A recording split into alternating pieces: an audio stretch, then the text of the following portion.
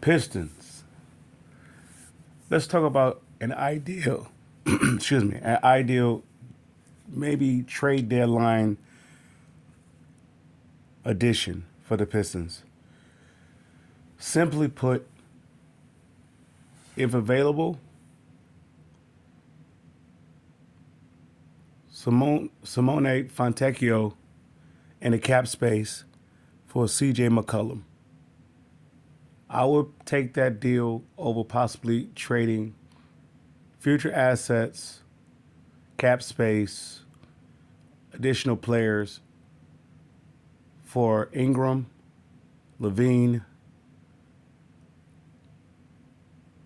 Porter Jr., Cam Johnson, and any other alleged 18 plus point scorers in this league.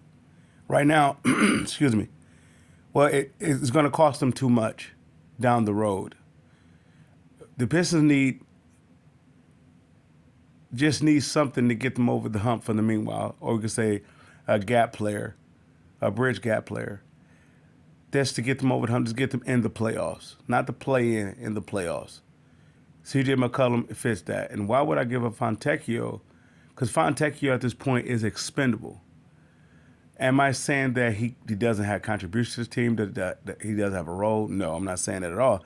He's expendable. It's almost like his play is redundant. What I mean by that is that it's too many players that can do what he does. Even if you have two players that could do what he does. Either you're going to get rid of one of those two players and for the sake of him, which you will be giving up youth. And I'm speaking about Ron Holland and Asar Thompson. Now, it could be said that the three-point shooting is not at the same rate as Fontecchio's. Nonetheless, they came in, they was drafted not as three-point shooters or skilled shooters or whatnot. They was brought here for other reasons that Fontecchio can't do himself. Fontecchio has defense, yeah, he doesn't have Asar Thompson defense. Fontecchio has defense, but he doesn't have that ball pressure as Ron Holland or that tenacity as Ron Holland. So it is a trade-off. The investment is Ron Holland and Asar Thompson and Ron Holland. That's the investment. Fontecchio is a nice piece to have, but at the same time, he's a piece that we're going to get you a piece. Let's say in times past, that would be the Pistons' Chucky Atkins. Chucky Atkins was a nice addition with a part of the Ben Wallace trade. And you take that trade, and I want to say flip it, if something better comes along, such as the Rasheed Wallace availability, then it's a no-brainer. And the reason why you bring in C.J. McCollum, because he's a veteran. You don't have to teach him how to play. You don't have to teach him how to win. You don't have to teach him how to play off or compliment Cade. He knows how to play. After all, he played with Damian Lillard. So he knows how to play off. Plus, at the same time, he's a two-spot.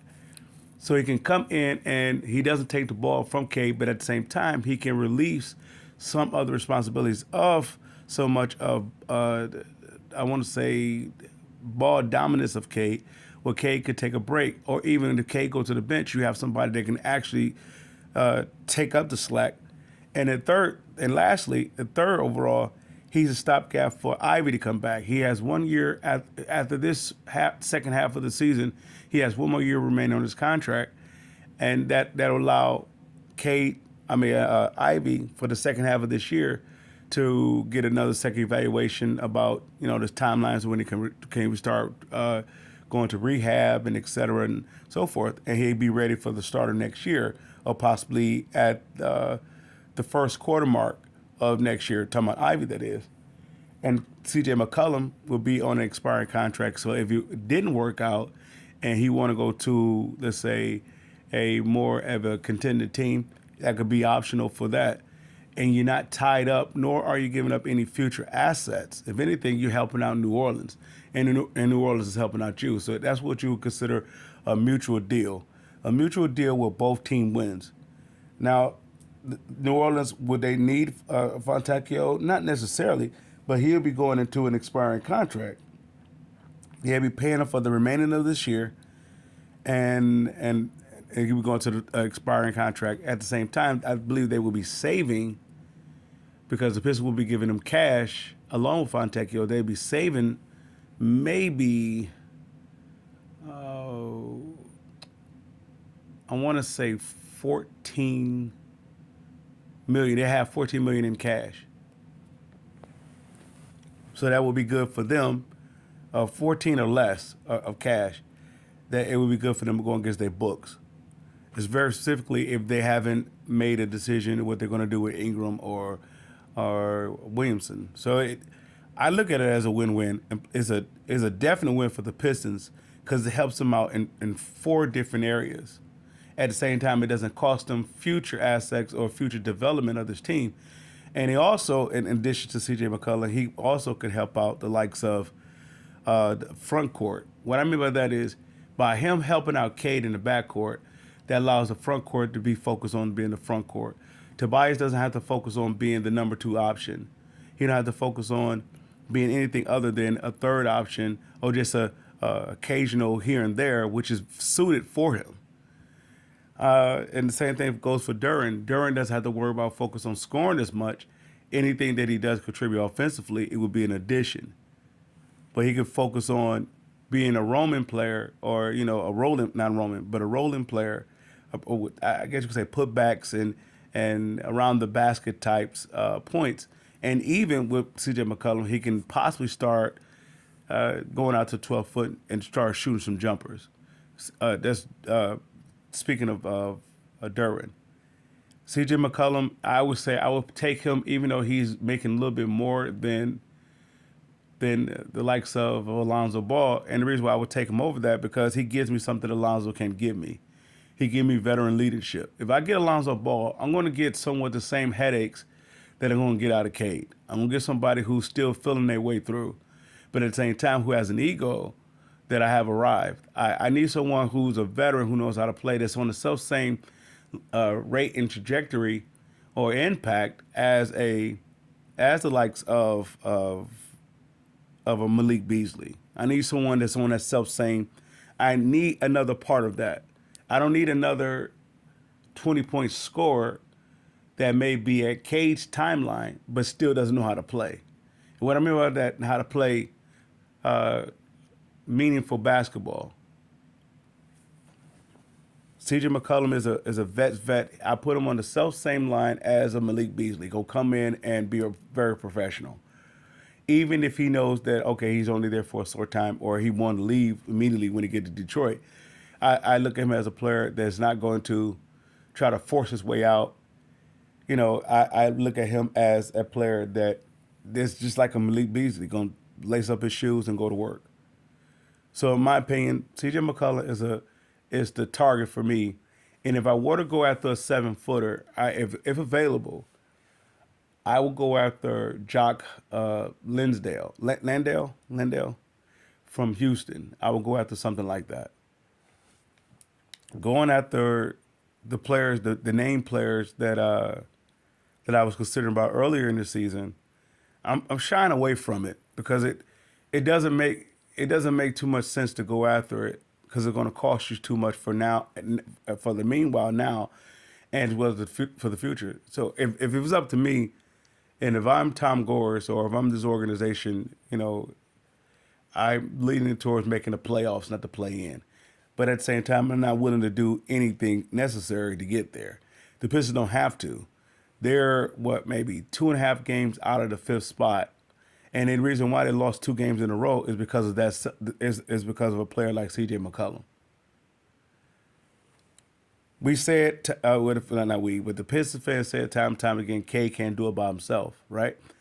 So that means ball distributing, etc., getting players involved, as well as K had to be focused on being a primary offense or teams collapsing on him, taking him out of the game. You have no second option, no guaranteed second option.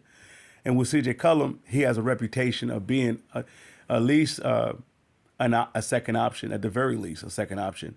Why? Because he have done it time and time again. He's done it with when he were with Portland and as well as with New Orleans when they were healthy. I don't know what it would take to get him from New Orleans, if they're willing to take Cash and Fontecchio and maybe a second, or maybe a swap of a second or something like that, I mean, in a heartbeat. And I imagine I believe I read an article, and before I continue, I want to make sure I should have gave this recognition early on. There was an article about going after C.J. McCollum, and it was, of course, you get the people that's in comments, or certain podcasts or certain whatever, and they would say that C.J. McCollum that Pistons should go after C.J. McCollum. At the time, I was so stuck on Lonzo Ball and his remaining of this year deal, and how much of a impact player that he could be with Cade, because the Pistons at the time wasn't in the playoff hunt per se. They were still flirting with figuring it out, and it wasn't going on a 2-game or 3-game winning streak or even a 5-game winning streak. They wasn't doing any of that. So Lonzo Ball was a perfect fit next to Cade. He plays defense. He can shoot the three, and he's a good IQ player. Yet now looking at it, he's not a veteran. So if I'm looking at this team as a playoff team, I need a veteran next to Cade, a veteran. Don't get me wrong, Tim Hardaway Jr. is decent, yet I can't rely on him to take the ball pressure or take the ball out of Cade's hand per se. At the same time, not take it away from Cade doing what he does. I need somebody next to Cade that can take care of the ball handling duties. And right now, there could be others that could be equally as qualified for this position. But right now, C.J. McCollum looks too. It looks too perfect. It put me in the mind of the Rasheed Wallace move. Not saying it's going to have the Rasheed Wallace-esque type of results.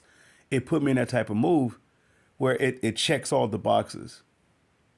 C.J. McCollum next to Ivy or Cade. That's what that's what the gentleman was. It was a gentleman that was commenting. Forgive me. I do not remember your name or whatnot, but you made a comment on some podcast referring about Detroit should go after C.J. McCollum.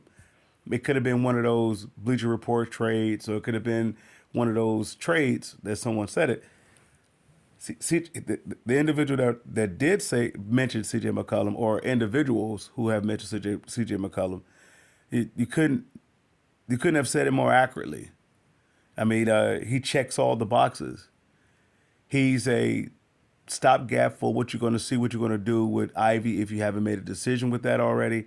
He's also a plus next to Cade. He actually takes the ball pressure responsibility or the ball handling responsibility off of Cade. He's also a number 2 option, or if Cade isn't a bench, he's a number 1 option. And you still have the team afloat if you have Beasley next to him, or if you have Hardaway next to him, or if you have Hasar next to him, the team's still afloat. So it's a win-win situation with C.J. McCollum. And plus, on top of that, his contract is right up the position where the Pistons need. They don't need someone with 2 or 3 years on their contract playing a 2 or 3 spot. Why? Because it depends what they're going to do with Ivy, if they haven't made a decision already to give him the extension, regardless of the injury. If they have decided to give an extension, there's no point of giving them bringing in a player with 2 or 3 years that's making 20 plus, a year. It serves no purpose. This is why I will rule out Zach LaVine. Well, Zach LaVine is on a 3-year contract. The remaining of let's say 1.5 years, or let's say 2.5. No, not 2.5. Yeah, I guess you could say you could say 2.5. The remaining of this year, next year, and then his remaining year, which would be a player option.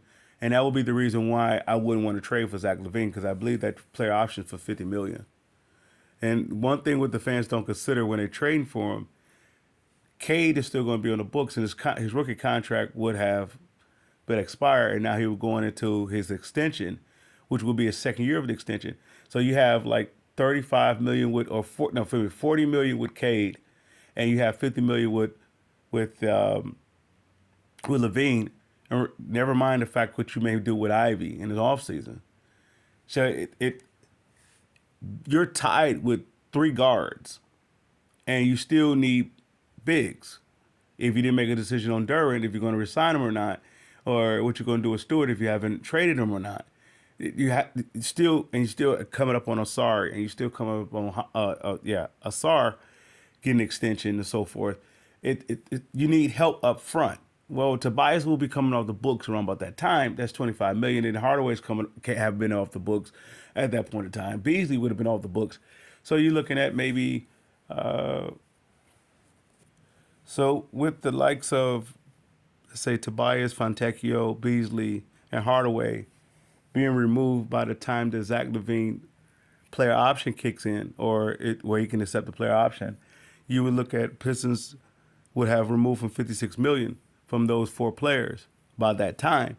At the same time, you still have to fill in those gaps. If you're going to bank on Asar, Holland, Klintman, filling in those gaps, then so be it. Nonetheless, you still, if you're a playoff team now, in 2 years, you're looking to not just be a playoff team, but moving forward. There's not much wiggle room you can do with Zach LaVine and Cade at close to $100 million in salary cap. There's not much you can do. I mean, to improve to be contenders. So that will be like the Blake Griffin situation all over again.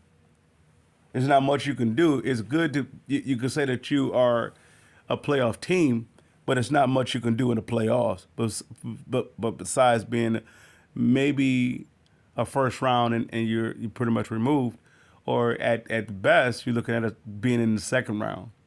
But now you're asking for a lot out of those fill-in spots for Tobias, Beasley, Fontecchio, and Hardaway. You're asking a lot from out of Asar, Ron Holland, and Klintman. You're asking a lot from them because you wasn't able to fill the gaps in with veterans, at least, or playoff experience or playoff contributors, reserves that is, or whatever. So for the here and now move, that would put them in a position, still, I don't want to say the lottery or possibly in the draft, it don't remove you out of that, as well as it keeps you in the playoff hunt now and possibly move up a couple games in the standings. I would say that the here and now move will be C.J. McCollum. Barring any injury from C.J. McCollum, or if their New Orleans is not asking for too much of a high of a whatever, if they just asking for the cap space and Fontecchio, you take it. Maybe they may be asking for a second, I don't know.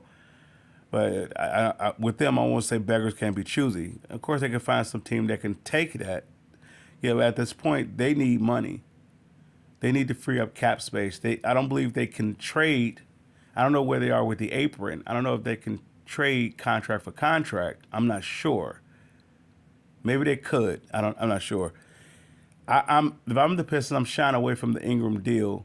Well, the only reason I would consider the Ingram deal because he's on an expiring contract, and that will give me flexibility in the offseason. And if it works out, we can talk about extension, but nowhere near that amount where he was asking for. And if it doesn't work out with that, I can move on from him. So I can understand why they would go after Ingram, but I believe that it would cost them too much. The cap space plus some players that I want to say key contributors to this Pistons turnaround or this playoff turnaround. And I almost want to say it's not worth it. But of course, there's other deals to be made. But I'm just saying, dealing with the likely of a team that you may have the odds of striking a deal with is New Orleans. I think there's a win-win situation for both organizations if they were to mutually come together for some type of deal. With that being said, Pistons fans, I salute.